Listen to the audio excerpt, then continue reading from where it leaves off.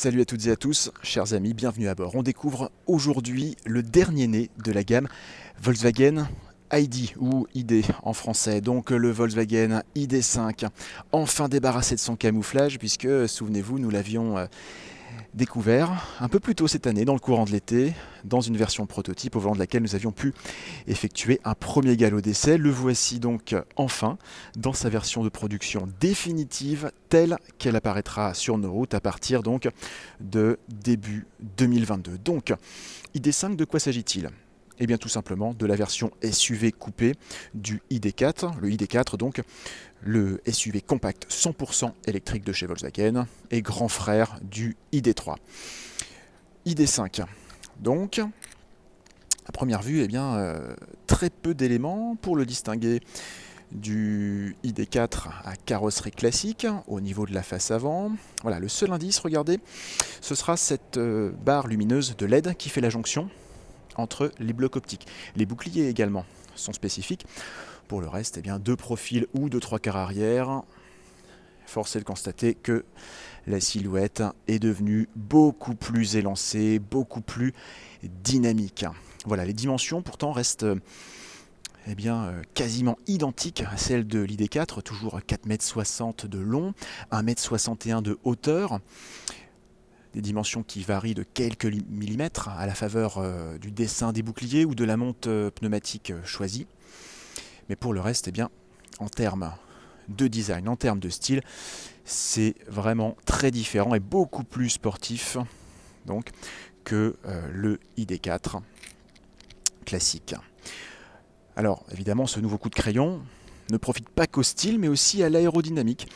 Même si passer de 0,28 à 0,27, voire 0,26 pour le GTX rouge qui se trouve en arrière-plan, cela peut paraître assez anodin. Ça permet tout de même d'annoncer une autonomie en légère hausse d'environ 10 km. C'est toujours ça de prix.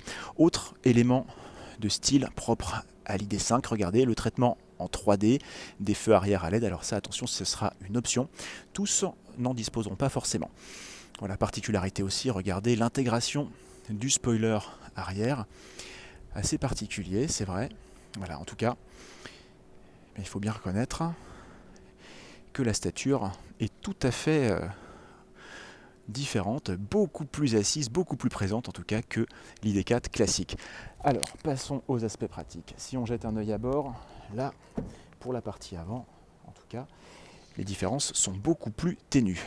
Impossible en réalité de distinguer les particularités, les différences entre un ID.4 et un ID.5, mis à part la sellerie spécifique ou quelques détails de finition. Pour le reste, c'est exactement le même agencement, plutôt épuré, plutôt aéré. Voilà, la même interface média, l'instrumentation plutôt minimaliste. Si on passe à l'arrière, là c'est plutôt une bonne surprise puisque l'empattement est resté strictement identique, donc l'espace aux jambes également, toujours aussi généreux. En revanche, forcément avec les lignes de toit légèrement tronquées, les grands gabarits sont peut-être un petit peu plus gênés au moment de passer à bord. En revanche, vu que le pavillon a été légèrement creusé, on va dire que l'ID.5 limite la casse en termes de garde au toit puisqu'on perd seulement 12 mm. Donc l'impact sur l'habitabilité est vraiment minime. Toujours concernant donc les aspects pratiques, le volume du coffre, contrairement à ce qu'on aurait pu croire, est en hausse. Voilà, 6 litres de plus, 549 litres contre 543 litres pour l'ID.4. Alors il y a une raison à cela, tout simplement parce qu'en raison de la nouvelle découpe de la ligne de toit, la limite haute du coffre a dû être légèrement rehaussée, ce qui explique donc une légère augmentation du volume maximal. Concernant la partie technique, comme on le disait, l'ID.5 se positionne en sommet de gamme de la famille ID. Donc il ne sera proposé que dans ses versions supérieures, uniquement avec la batterie de plus forte capacité, donc de 77 kWh utile, et uniquement avec les motorisations les plus puissantes. L'ID.5 débutera donc avec 174 chevaux, dans une version à simple moteur, 204 chevaux pour la version intermédiaire, et enfin dans une version à 2 moteurs, l'ID5 GTX avec 299 chevaux en puissance combinée. Là, eh bien, on pourrait presque parler de GTI électrique. On l'a déjà évoqué avec l'ID4 GTX. Les performances sont d'ailleurs très similaires. 0 à 100 en 6 secondes 3. Effectivement. L'autonomie du GTX sera légèrement inférieure, annoncée à 490 km contre 520 pour les versions un peu plus sages.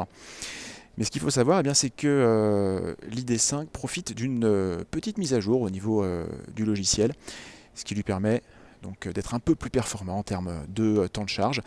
Il accepte d'ailleurs la charge rapide en 135 kW, ce qui lui permet de passer de 5 à 80% en un peu moins d'une demi-heure. Et ça aussi, eh bien, ça peut compter. Arrivée prévue donc sur nos routes à partir de début 2022